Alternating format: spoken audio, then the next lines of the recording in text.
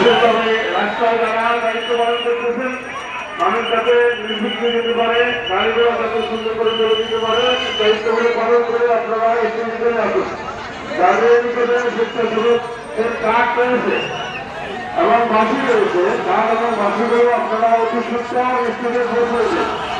আমরা আমাদের দায়িত্ব সম্পূর্ণ করে তারপরে এখান থেকে মাঠ থেকে যাবো।